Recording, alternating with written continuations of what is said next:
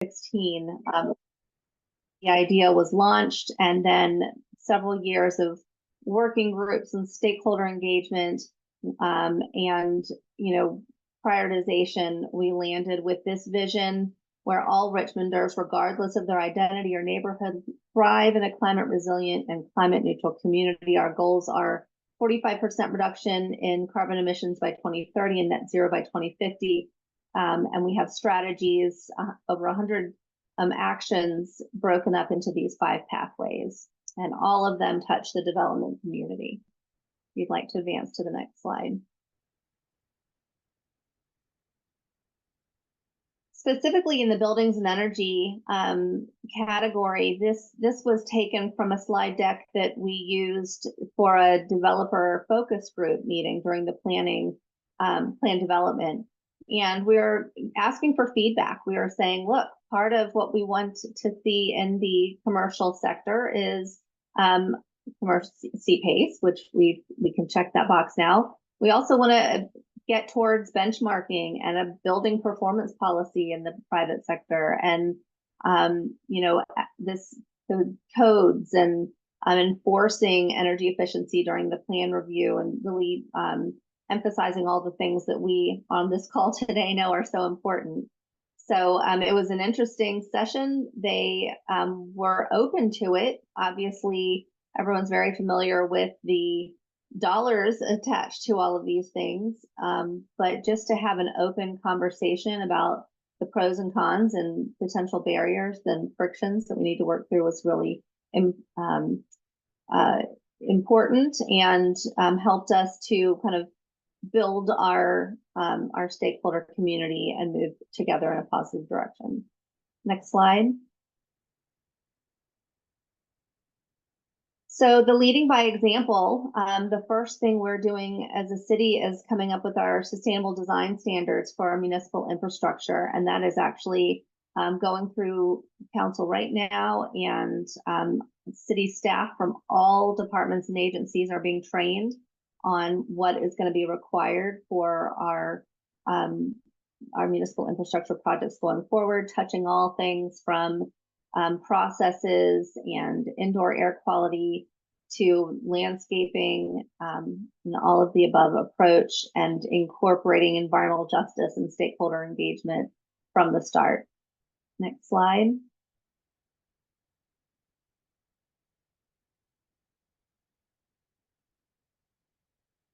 The second step is development community alignment. So as we are working on this internal leading by example, we're also building capacity and educating ourselves on what this looks like. We're launching into a zoning rewrite, which is going to really open up a lot of opportunity for improvements. We are starting a CIP planning fund so that we can have a longer term strategic approach to this. And then working toward the private development in the Climate Equity Action Plan, we do have the high performance building policy for the commercial sector, and we're partnering with some community CBOs right now, actually, to start thinking about what that would look like, and doing our market analysis. And next slide. Okay. So that is how we're approaching it, and I would love questions. I'm guessing we're going to wait till the very end, though. Yes, please put any questions you have for our speakers in the chat, and we will go through them at the end of the session. So okay. Don't wait until the very end to think about it, but maybe wait until the very end to discuss it. And thank you so much, Dawn, for your perspective. I'm really interested in seeing what happens in Richmond for the next little while. I am a Henrico resident, but we work in the city and love the city of Richmond, so I'm very, very excited about that future. Next up, we have Blair St. Ledger Olson from the League of Conservation Voters, and she's going to talk to us a bit about how to get leadership and decision makers on board with clean energy plans. So Blair, you're up. Hi, everyone. Blair St. Ledger Olson. I'm with the Virginia League of Conservation Voters. I'm the Director of Advocacy and Campaigns with the organization. I'm going to make a tiny little anecdote that if you can hear my dog snoring behind me, I'm really, really sorry, and I will nudge him. But hopefully you can't, and you only hear me. And I'm really excited to be here today. I'm going to talk with you guys because that's what we're here to discuss, talking about energy efficiency. And I will say I have learned so much from Rebecca and Chelsea and other team members at the Virginia Energy Efficiency Council. So they're really doing great work at representing the industry and the organizations here today on how to get more out of our leaders, our elected leaders, and our decision makers on energy efficiency. But I'm going to start with a story of my own experience. And that is, in a recent year, I worked very closely with a coalition to pass a piece of energy efficiency policy at the Virginia General Assembly. And we got into the weeds with folks. We talked about how that policy had originated. We talked about what the evolution of energy efficiency policy looked like in the Commonwealth. We talked about what energy efficiency was. There were a lot of misconceptions that energy efficiency was still energy conservation. We had a lot of misconceptions to overcome. And we did this in a long session here in Virginia. So we were really talking with so many members of the Virginia General Assembly about energy efficiency for 60 days straight on both sides of the aisle, on both chambers, the entire session. That bill passed very successfully with wide margins, and it was signed by the governor. And 6 months later, when speaking to a member of said General Assembly, they said, well, no one really knows what energy efficiency policy is in the Commonwealth, and I think we need to talk about it more. And I had to close my mouth because I had just spent so many consistent days talking with a member of the General Assembly about exactly what energy efficiency policy was and exactly the piece of legislation that they themselves had voted for. What it showed me, however, and what it reminded me of was just how important it is for us to make these concepts concrete and real and tangible for these members. And that applies whether or not you're talking about federal, state, local, or even just community leaders within your neighborhoods and homes. And so when we're thinking about how to talk about energy efficiency, if we're making recommendations for the mid-sized town of Fiction, Virginia, which I love the name, by the way, great job, Rebecca. What my recommendation really is take these decision makers to the homes. For instance, if we're talking about with buildings that have more repair than we have money to do, take them to those places, make them physically look at what examples of energy efficiency is. Is it something like a smart thermostat? Is it something like better insulation, better window design to help with the envelope of a business or a home? And help correct those misconceptions of what they think energy efficiency is, what we, traditionally think of energy conservation is, so that when they are in the rooms and they are making decisions and, we're not the ones getting to be in those backdoor closed rooms making those decisions for them, they're remembering the takeaways that we really need to hit home. And I know everything I'm saying is easier said than done.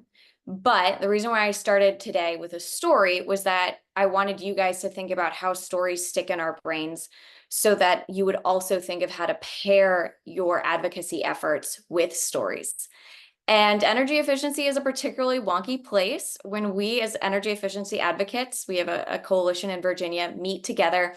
At every one of those bigger meetings, we have a one-pager that tends to spawn into a 2 or 3-pager that has all of the different acronyms on it that we use in the energy efficiency space so that we can all be talking from the same language. And I bring that up just to say this is a very wonky space, as you guys know, because we eat, sleep, and breathe it every day. But the rest of the world, the decision makers, they don't. And so they get overwhelmed and all of a sudden they check out.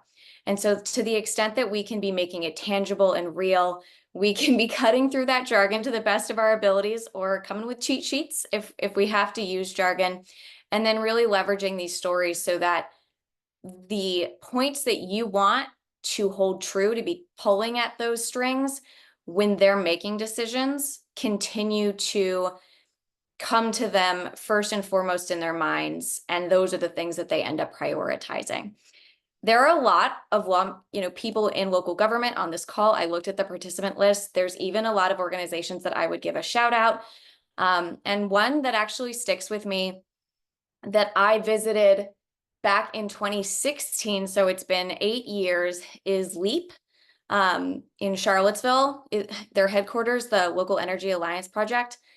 And they have these demonstration areas. They have the windows you can look at. They have the insights into the wall design that you can look at. And that has stuck with me personally for several years.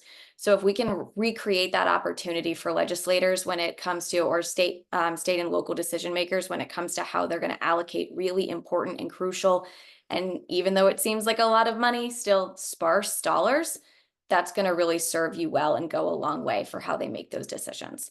So I know we're going to leave questions to the end, and I've gone over my time, but thank you guys so much. And I will kick it back to Rebecca. Thank you so much, Blair. I know that you were very closely involved with policy negotiations with Chelsea for the last couple of years.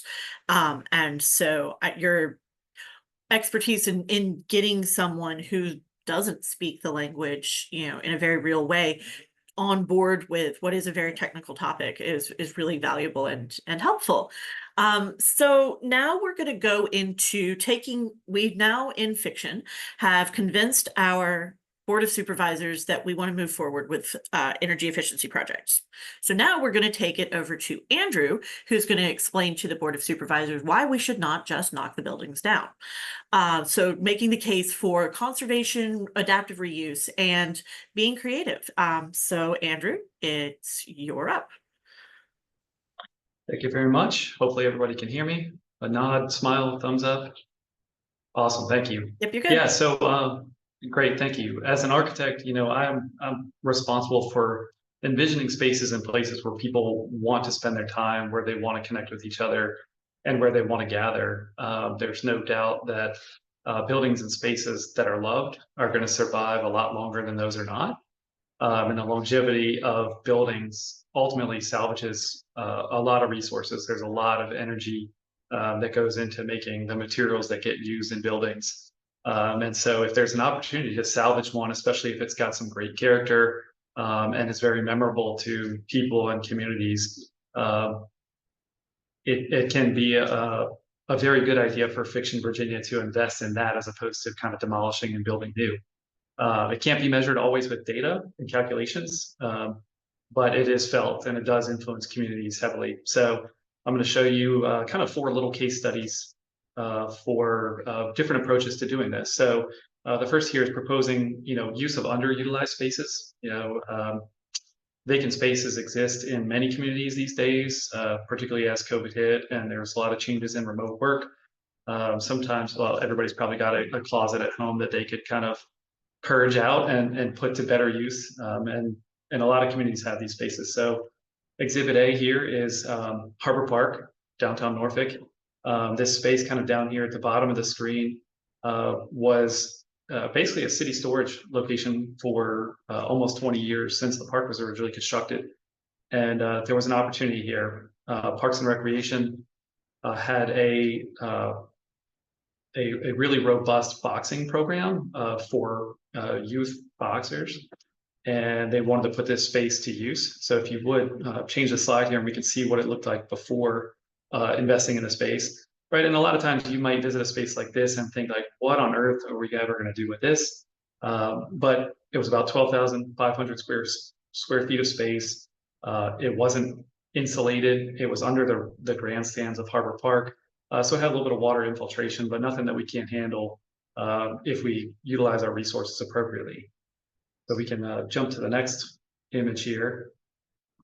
And, as I said originally, as an architect responsible for setting a vision for the space. So on the right here is my good buddy Oliver, my client also, trying on Google Cardboard glasses and seeing what the space is going to look for the first time. So on the left side in the top, he's seeing kind of a rendered image of what the boxing rings and the punching bags would look like. And in the lower left is just a stitched together image of the rest of the space. So he's kind of standing in this space, seeing how rough it is, but then also, through the lens of a rendering, seeing what the potential can be. That's kind of the core message today is if you got an idea for it, it can be done. So we can jump to the next page here. And you can see what it's like when it's all said and done. So converting what's a pretty rough, crude, gritty, kind of steel and concrete space into one that is now insulated, is appropriately conditioned, and does have appropriate waterproofing. And now it's a community asset. You know, it's a place where a lot of kids wanted to come, their parents would take them to, and they would train there daily, they would spar. And so it's really become kind of a really nice hub for the community.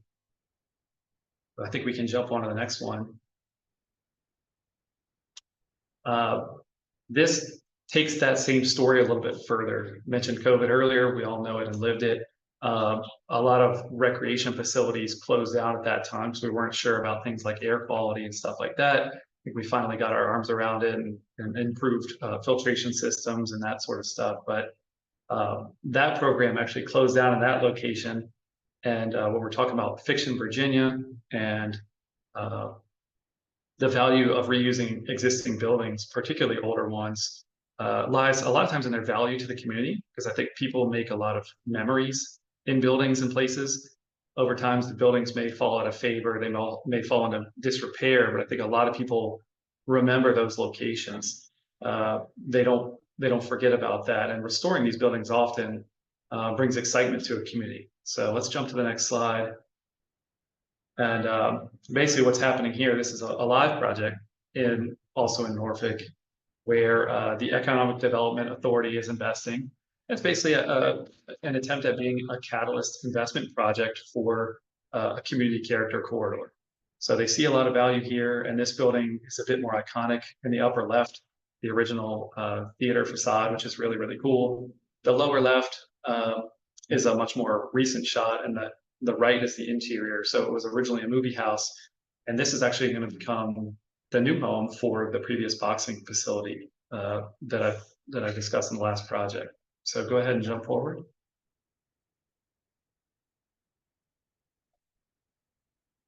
So again, here it's just a great opportunity to take advantage of that space that already exists. The shell is already there. It will get, you know, new insulation, new roofing, new mechanical equipment, but that shell exists. And ultimately, when we're all said and done, we're looking at revitalizing the streetscape, which I believe is our last slide here for this project. Right? And so by repurposing that, bringing new life back into an old building, a lot of people from this community will be really excited to see that, as opposed to part of their history torn down. And so the value of existing buildings can live both in investing in just the structure itself, but also investing in the community. Let's jump to the next slide. Maximizing existing potential.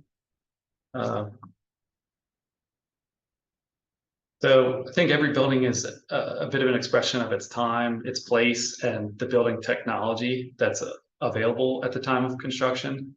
A lot of times you'll see some new ideas that get tested and try to seek more efficiency or maybe a more affordable way of solving a unique challenge. So we can jump forward here. This is when we were brought onto the project here, this is the existing spaces. And this is a building that has walls that were designed and able to be kind of relocated or reshifted to rearrange the spaces within the building.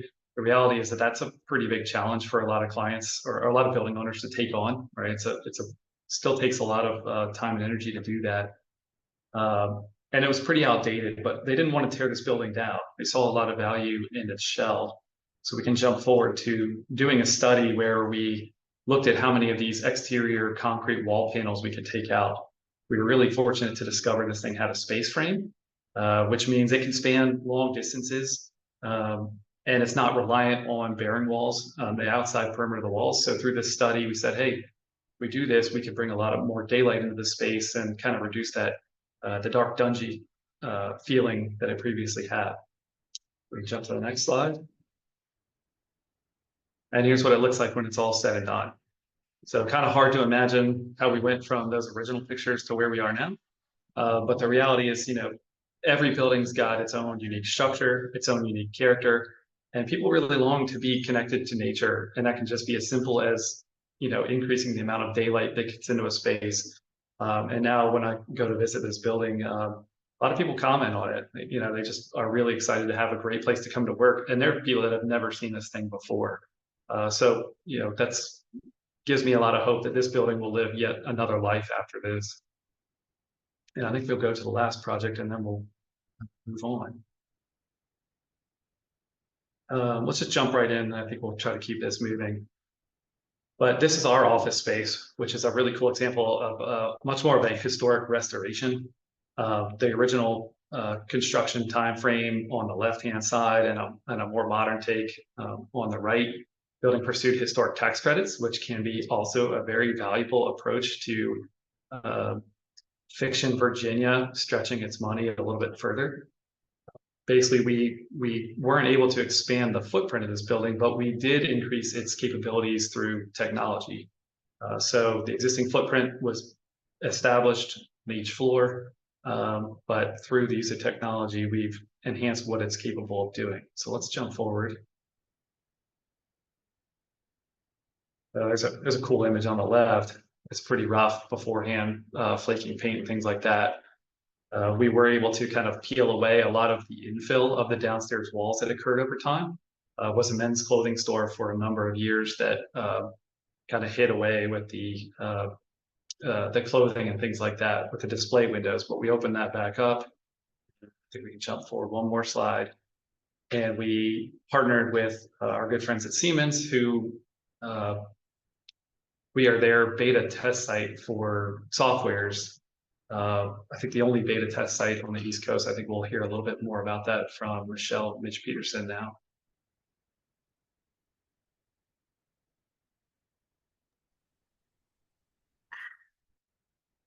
Thank you so much, Andrew. I actually had the good fortune to see the your headquarters a couple of months ago, and it is a beautiful building. And it's just really, it's great to see what you personally and your organizations like you are capable of doing with what's already there. So very, very good stuff. And our last speaker is, as Andrew said, Michelle Mitch Peterson from Siemens. So you can go ahead and take it away.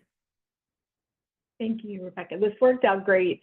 It was not planned at all for Andrew and I to be on this panel together. It just worked out that way. And to have this segue from their adaptive reuse building into Siemens was really just timely and really worked out well.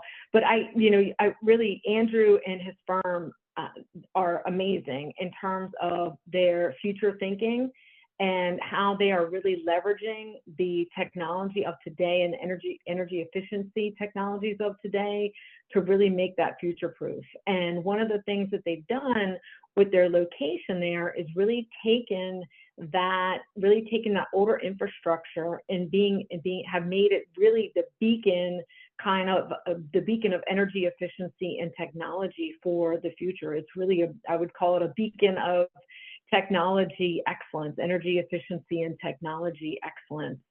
From the touchscreens that they have around the facility, the building, to manage their energy consumption and their energy usage, they have put in technologies that actually raise and lower their shades depending on the daylighting or depending on the light outside and the heat that is coming in from the sun on any particular day.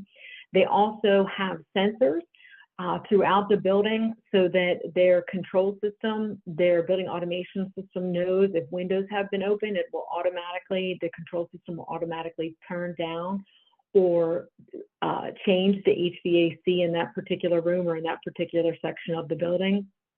And one of the things that they were really forward thinking about specifically was how they're able to streamline the ease of management, which I think is important if you were to be given a grant or given money, certainly that planning process, right? Because we really want to ensure outcomes. And I think that what we've really learned is that when you're reacting to something, you lack transparency because you're reacting to it. But if you have a plan where you're actually driving to specific outcomes, like Andrew's firm was, then you're really able to lead with what those outcomes are. So when you're designing your energy efficiency or you're thinking about implementing energy efficiency, you're really designing to an outcome and not just designing to an approach, because an approach is really a kind of a reactive method. One of the things also that Andrew's firm is doing that I think is really phenomenal is that they are using their own building to help their customers understand the art of the, the art of the possible, the art of what is really can be done today. And it continues to evolve very rapidly with AI and the other technologies that are out there. It continues to just, I cannot say how fast things are evolving and changing in terms of sustainability and energy efficiency. So it's very exciting to be a part of all of this. We are happy to take any questions about energy efficiency and tackling what you would do if you were received some grant funding, or just any specific topics about energy efficiency.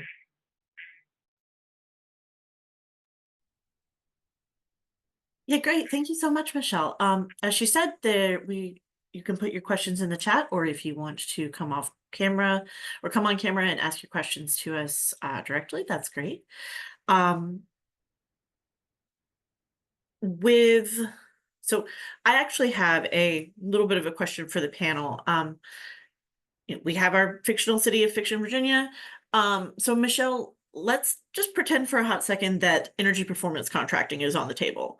That's kind of another niche thing that might need to be explained to our board of supervisors, that might need to be considered from a design perspective. So talk a little bit about EPCs and kind of how that particular wrench plays with a city sustainability plan. Right, happy to. So think about performance contracting, really is one of the things to think about is really it's a financial vehicle to implement energy efficiency measures and infrastructure improvements. And in a grant situation or in a situation where you've received some money, it really is a powerful way to leverage that money with additional savings through the energy efficiency measures to really make an impactful project. So being that an EPC really is a financial mechanism to create infrastructure improvements, again, it really is a powerful way to take that savings that you would get from an EPC, combine that with any grant funding to really maximize your opportunity for improvement. One of the things that does come along with the energy performance contract is the performance guarantees. And that means that it is a guarantee on the performance of the solution, as well as a guarantee on the savings.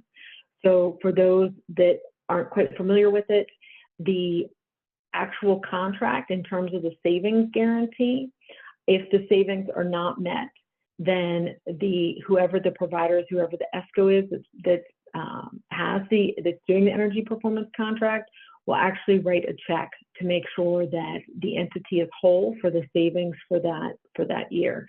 So really a powerful mechanism to leverage savings for improvements, as well as having the guarantee on the performance as well as the savings. Thank you. So Dawn and Andrew, what are your experiences with EPCs and how that affects kind of your process when it comes to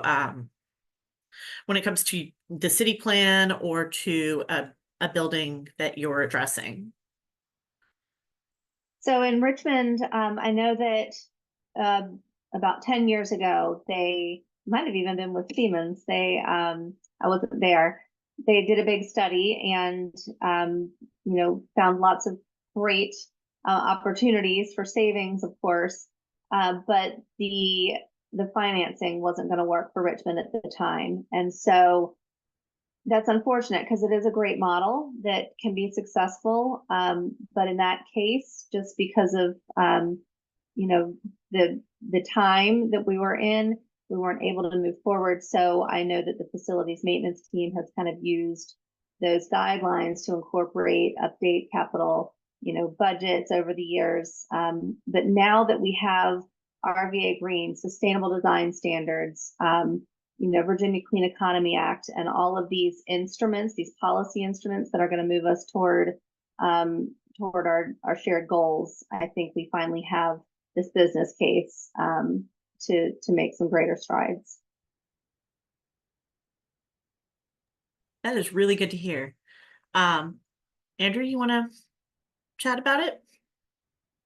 I'm actually not that familiar with them, but I do know that a lot of times, you know, when our clients are seeking to achieve, you know, certain goals, we're excited because we're not having to push the envelope for sustainability. If they're already upstream, you know, it makes it a whole lot easier to say, okay, well then what are the goals? What are we trying to achieve? More than happy to help you get there through passive design strategies, you know, how we orient our windows, what type of building systems we want to use for HVAC and all that kind of thing. So, you know, we certainly work with the building features to help achieve any of those goals. Awesome. We actually have a question in the chat, unless Blair, you want to talk about energy efficiency financing mechanisms. The only thing I'll add is to that conversation is that I think the EPC is a really interesting tool to say, to protect against people coming in and saying, well, what about the worst case scenario? What if you don't do X? What if you don't achieve X savings? I like to say that I weaponize my anxiety for good. And I think of all the worst case scenarios that could happen. And then I have plans for them.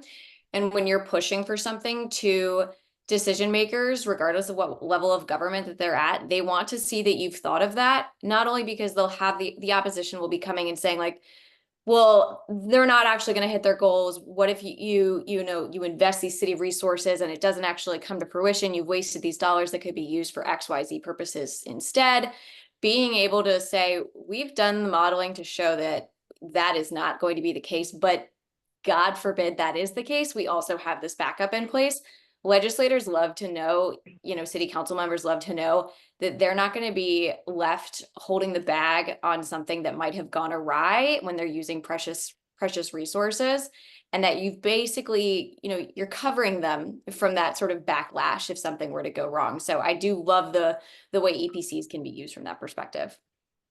Great, thank you so much. That's great in terms of risk mitigation. And it Right. truly is with the performance guarantees, with the risk mitigation for leaders and folks Decision that are makers responsible don't like for, making hard choices. I Right, can't blame right. them. I can't, right? Especially for folks that are responsible for being good stewards of taxpayer dollars. It's really important. Absolutely. So we have two questions in the chat, both from Tim Bernadowski, also from Siemens, and the chair of our technology committee. So he asks Dawn, benchmarking and green building certification were mentioned in your presentation. Can you expand on what buildings these apply to and how the results will be used? Okay, so great question.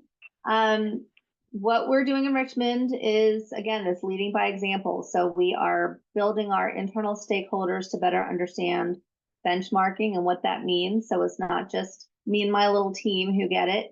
And so we have a joint energy team, which we have over 100 decision makers from across all agencies, departments, divisions in Richmond that come together. We have annual goals, and last year was the launch of the Joint Energy Team. The Municipal Energy Assessments Committee got together, and that was all about updating the attributes of our buildings in our database, Energy Cap and Portfolio Manager. And so once there's a lot of education, it's all this culture change that's going on.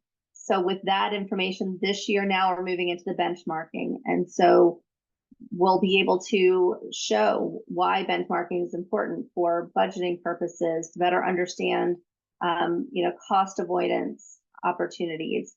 And so I think once we do this internal education, that's going to lead into the facilities retrofit prioritization.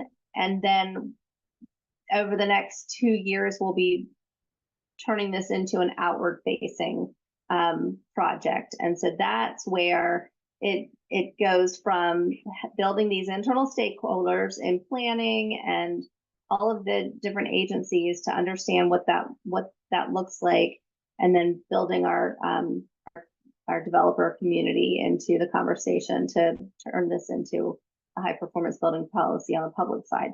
But beyond that, we have not, this really, because it's a community owned plan, this is not about the city dictating to anyone what they must do. This is about all of us figuring it out together. I know other localities, some on this call right now, have already been moving in that direction and have lots of lessons learned. And we want to get, learn from them so that we can just continue to move forward.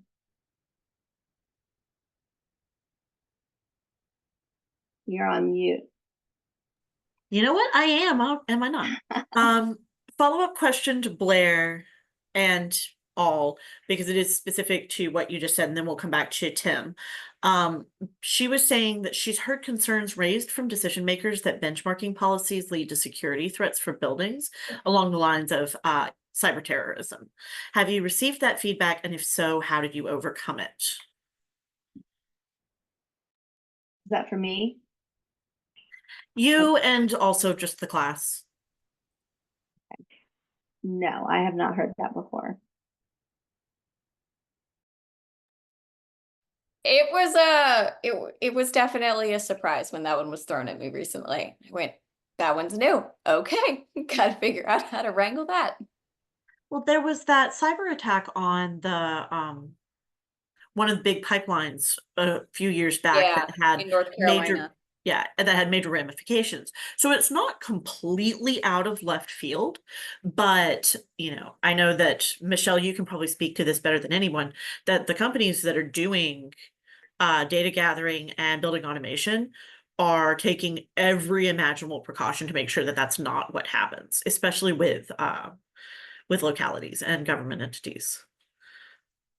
Yeah, the cybersecurity within Siemens is intense in terms of just all the specifications and the A.1.2. all the. I mean, it is probably a whole seminar, a summit, fall forum in itself, just on cybersecurity alone. Yeah, what I will say is that through the Joint Energy Team, we also have a committee looking at smart infrastructure. And while we're looking at all these different technologies, obviously cybersecurity comes up often. And so we're in the process of drafting a smart city governance policy. And that is going to set some standards that we can all start working from.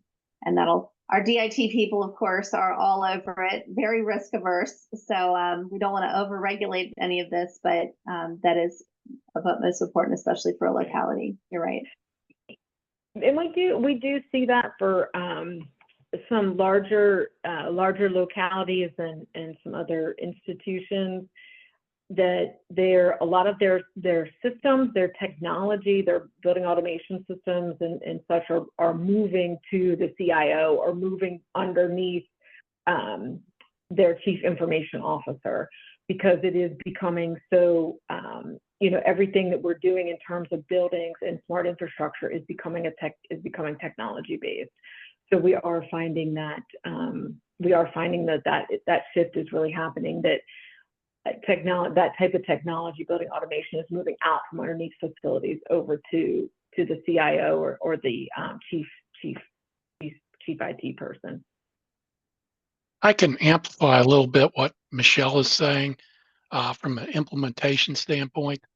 I can tell you one of the most challenging things when you try to bring a automation system into a building that hasn't had one before is negotiating and getting the agreements and discussions with the IT group that operates that building. That's always one of the key and sometimes one of the tougher issues to make sure that that security is maintained. It is getting better though. I mean, with all the collaborations, with our collaborations with Amazon and NVIDIA and just all the so much of the software that had been proprietary in terms of this type of technology is becoming open architecture, way beyond what you may know as of BACnet or some other terms that you've heard of. So with the advance in AI, there is, I guess what I want to say is just summarize with, there's just so much more open architecture in terms of development that it is helping to make things more secure though, because things talk to each other better, which is good. So there is a lot of progress being made in that space.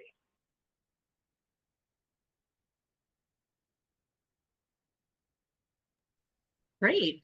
That's all really, really helpful information, and thank you all for your feedback. Another question we have for Andrew, also from Tim, is I assume that current energy standards were used when renovating your buildings. So what sort of trade-offs did you need to make to meet the standards in these older buildings? Yeah, so when we start looking at the energy efficiency of existing buildings, a lot of them predate the concept of energy efficiency in the first place. And by that, they're super energy efficient because they didn't have air conditioning or anything else in them. We're looking at the existing building code, which has a lot of leeway, and we're often looking at the new construction code, which sets a lot of standards.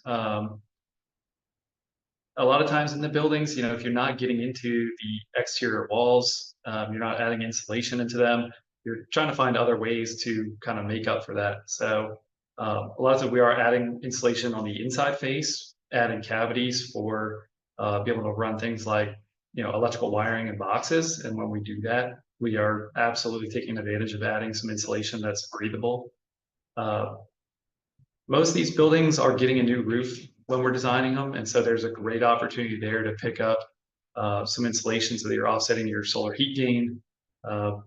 And a lot of them are also getting new windows, another really great opportunity to increase, because most, maybe all 4 of these had single pane windows with them from the outset. So increasing to double pane or better tends to perform significantly better anywhere where there's an opening. Did I answer your question, Tim?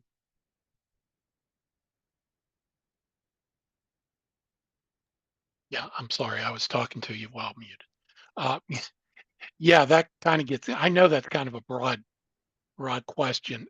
One of the things I was wondering though was do you get into trade-offs as far as if the efficiencies of equipment as opposed to not being able to beef up insulation and things like that?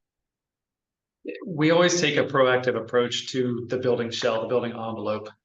So we're very eager to add insulation to it so that we're not trying to offset it by just like beefing up our mechanical system. On the contrary, we prefer to add more insulation and have a less robust mechanical system. The system selection matters greatly too. So for example, our office building has a VRF system with a dedicated outdoor air unit that's roof mounted. It's very energy efficient, which is great. And that selection offers like a different style of comfort, for lack of a better term, than others. Another really important thing that you can do in existing buildings is a lot of them, especially the older they are, they're kind of holy, meaning they breathe a lot. They let a lot of air and moisture infiltrate in and out. It's not a very expensive investment to get some closed cell spray foam and help close up a lot of those gaps to help reduce the amount of infiltration, which then becomes a pretty big energy savings to not have to convert all that moisture energy back into hot or cold air.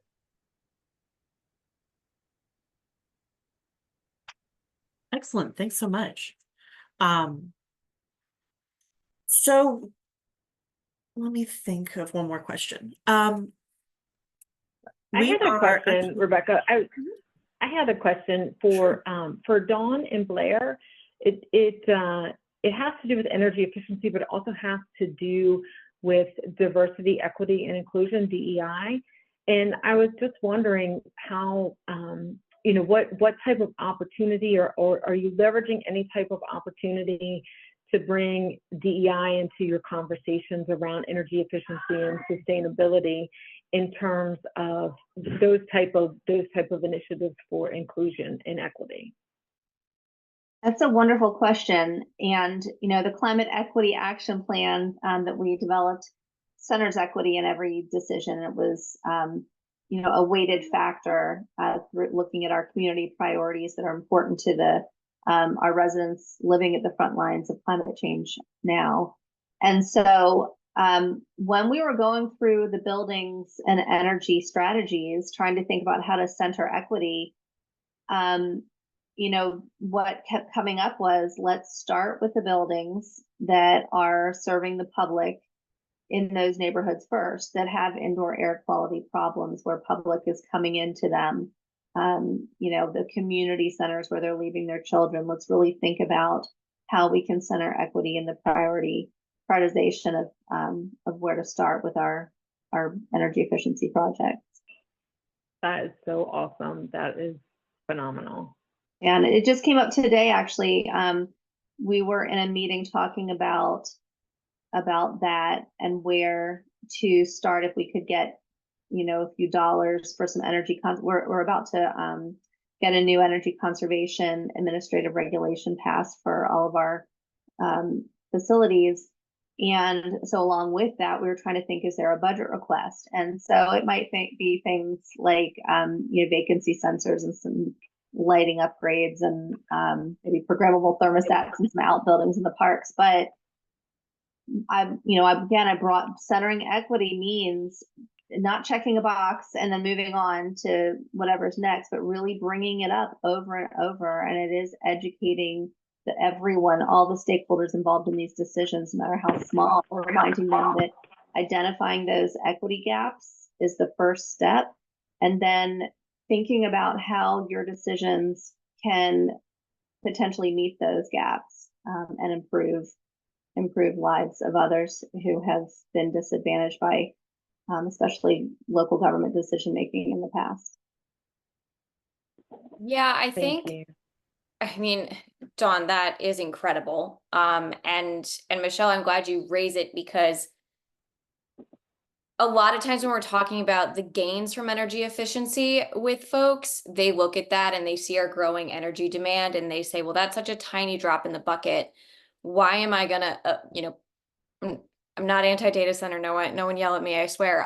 But when we look at how data center growth is impacting grid expansion in the Commonwealth, lawmakers do ask the question, like, why are you talking to me about something that's this tiny little percent when we have such a massive growth problem? And the answer is similar to when we get asked questions about climate change. Why does a local action matter? And it's because you're grounding it in reality to a real person's lived experience. You're not necessarily making a huge impact in grid expansion if you're just weatherizing one person's home, but for that one person, you are making the world of a difference, and you are helping not only to address, systemic inequities in a community that's definition of affordable housing has been, well, it's affordable because it's not efficient or it has a crumbling roof. But then you're also creating replicable models that have a lasting impact and can be picked up and repeated community from community. So that was really the heart of RGGI when we were working to pass RGGI and ensure that those energy efficiency, low income weatherization dollars, the High E Fund, were really not just about tackling energy efficiency and energy demand within the Commonwealth writ large, even though it absolutely does have that impact, but it was really about centering communities who could really and truly benefit from, in a meaningful and lasting way, from energy efficiency measures. That's awesome. I'm actually going to tag in about that from a slightly different perspective, and that is workforce development. You all know that, and we actually just had a panel earlier today on best practices in workforce development. Have been working with Erica Reel in Norfolk, our workforce development director, to launch a pilot program for weatherization and HVAC techs. This will dovetail with the training residential energy contractor funding and the energy auditor training funding, a couple of other different buckets. But the focus really is on raising the tide for Hampton Roads, which is an area where there's an average of 13.5% of the population lives below the poverty line. There's a ton of affordable housing. There's a ton of really old affordable housing, really inefficient affordable housing. And there's also a lot of interest from Justice 40 around renovating and demolishing and rebuilding these affordable housing communities. But then what do you do with the people who live there right now? So part of the workforce initiatives, both from Hampton Roads Workforce Council and us, are employing the people who live in these affordable housing communities that are being displaced or affected. And so that's an area where VAEC has been learning a ton, but also an area where, you know, it's very important to have local voices as part of your conversation. You know, coming in from a high and being like, your savior has arrived is a really bad look, and no one likes that. So, you know, making sure that you are having these ongoing conversations with affected populations is critical. And Andrew Grigsby has an Andrew point, which is an excellent. He says EE can be huge. We just need the public education, industry education, price signals, and financing models to deliver at massive scale. So, you know, no small ask at all. If you missed the beginning of the presentation, we actually talked a little bit about the one-stop shop program that Virginia Energy is launching with Energy Efficiency Conservation Block Grant funding. We're a partner on that, which is why you get to do live polls for the next couple of days. But the goal here is really to try to take some of these questions that Andrew's talking about and put them all in one place. So, you know, in addition to being a funding or a incentive and funding hub, we want to incorporate education resources as well. But we're also not the lead on that project, so we'll see what that looks like in the end. Well, it is not time for us to be finished yet, so I would love to see if anyone else has questions. Oh, I have a question. All right, so tying it all back together, you know, we're Fiction Virginia, we're moving forward with a clean energy sustainability project. And so what's your kind of closing communication tip to get us across the starting line or across the finish line to making local buildings and making our plans happen? I have a clarifying question about that. Sure. So you are already gung-ho and you want to get this done, or do you need local government and other stakeholders to help you understand the business case and why it's important and what the advantages are? Let's go with door number 2, just because I feel like that's probably the most likely in a lot of localities. Yeah. You know, about a year ago, we had a developers forum. I think it was ULI who came trying to talk about how to stack all of the different grants and incentives and how there really is a model where this works, especially when you're talking about affordable housing and some of the greatest needs. There are a lot of opportunities out there right now, but it's hard for a local government to continue to champion that all the way through a project. I think, I'm not sure who else on this panel might have an idea on how to carry that through from beginning to end. You know, we can, as a local government, we're not great at, you know, communication blasts and showcasing all the great things going on. We're really operational and trying to like create a program and then let others run with it. So I don't have a great answer, and I'd love to hear what others have to say. Okay, two things. Well, one anecdote, because you mentioned ULI, Dawn. I got a text earlier this year in March when ULI was having its annual conference or its annual meeting in New York, and New York City, which has benchmarking and the energy efficiency grade on the door of said conference location was a D. And I just found the irony deeply relevant and frustrating at the same time. So I hope someone who was at ULI said something during a question of, hey, by the way, our building that we're currently in could use some work. But in terms of how you're really championing these issues from start to finish, my experience is that unless you have a single person whose job it is to do exactly that, who is following that, whether or not that's an advocacy member, a community member, a business who is deeply involved, or a champion within a locality, you're not going to be as successful. And so that's been my experience in passing legislation. That's been my experience in implementation, in community engagement, really all facets of this work, that you need someone or an entity who is really solely focused. And that can be hard to find for what it's worth, particularly when we're just all probably doing far more than we ever imagined we would in our roles, and wear 18,000 hats at any given day. But that at least has been the kind of key to success that I've seen replicated across successful ventures. I definitely agree. Having a champion is critical. It makes all the difference, whether that's one person or a committee, but certainly having a group or an individual that's really focused and passionate. I'll definitely say too, leverage consultants as architects. We typically design buildings. We're thought of as designing buildings, but we do a ton of public engagement. I'm sure we're not the only ones out there who do this, but oftentimes we're tasked with designing a project, but they're like, by the way, the first step, we want you to go out and just share with the community what you're being asked to do. What is the project? What are their ideas? Take the polls, get the responses. And by the way, part of what we want you to do is share that feedback. This is what we heard. This is what you said. Do you agree with it? Right. And so I think that communities can, while they don't necessarily have the experience, there are a lot of folks out there who do, and to leverage that.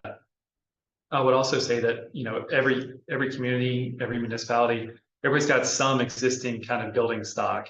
So most of them don't know everything that they've got in their inventory.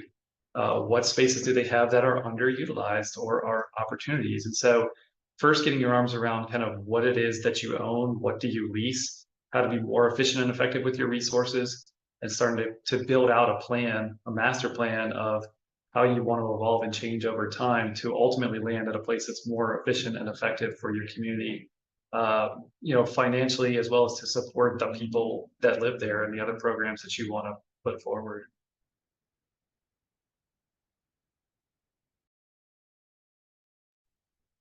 Michelle, you want to wrap us up?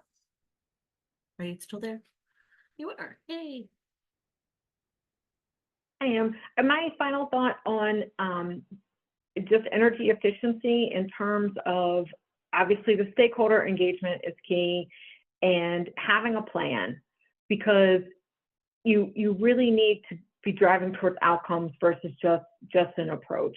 And I think that it will also help navigate your longer term renewable or your longer term generation of clean energy strategies as well. Obviously, to be energy efficiency is really that first lever in decarbonization in terms of climate change, because you want to make sure that you are only using the amount of energy that you need, and then that will trickle down to all the other decisions that you make in terms of the commodities that you purchase, in terms of the renewable energy that you implement. So it's just really a champion of that. Energy efficiency is the fastest way to reduce consumption, fastest way to have an impact, as well as to improve your infrastructure. So huge supporter of energy efficiency first. Yay. Preaching to the converted. We are all very much on board that energy efficiency first train. Well, do we have any final questions for everyone?